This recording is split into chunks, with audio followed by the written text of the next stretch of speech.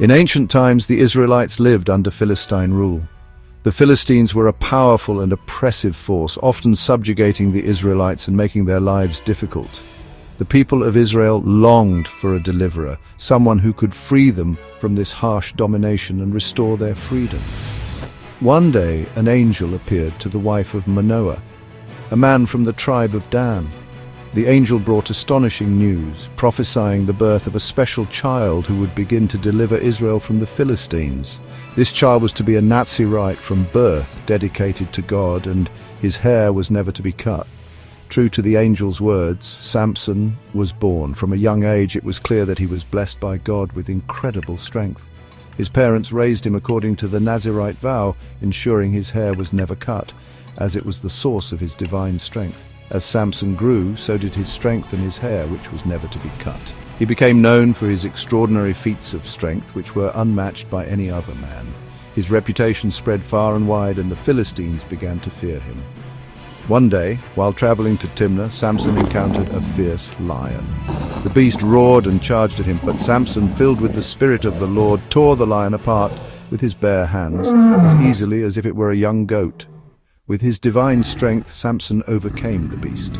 This incredible act was just one of many that demonstrated his God-given power and his role as Israel's protector. Later, at his wedding feast, Samson posed a riddle to the Philistines, challenging them to solve it.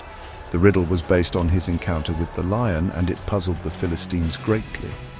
They could not solve it and resorted to deceit to find the answer. When betrayed by his wife and the Philistines, Samson took revenge. He captured 300 foxes, tied their tails together in pairs, and fastened a torch to each pair of tails. He then set the torches ablaze and released the foxes into the Philistine fields, burning their crops and causing great destruction. In another act of vengeance, Samson fought off 1,000 Philistines with nothing but the jawbone of a donkey. His strength and fury were unstoppable, and he left a trail of defeated enemies in his wake. Then Samson met Delilah, a woman whose beauty captivated him. He fell deeply in love with her, unaware that she was in league with the Philistines.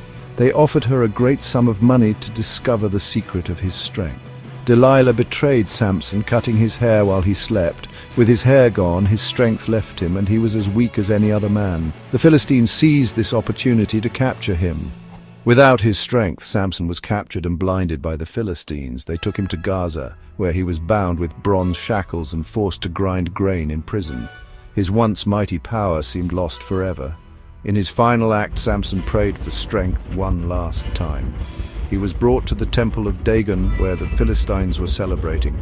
Placed between the two central pillars, Samson pushed with all his might, asking God to let him die with his enemies, and brought down the temple of his enemies. The building collapsed, killing Samson and thousands of Philistines.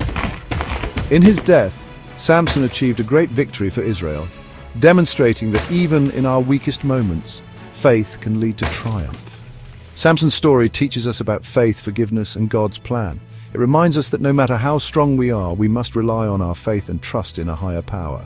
Samson's life, filled with incredible highs and devastating lows, ultimately shows the power of redemption and the importance of staying true to one's divine purpose.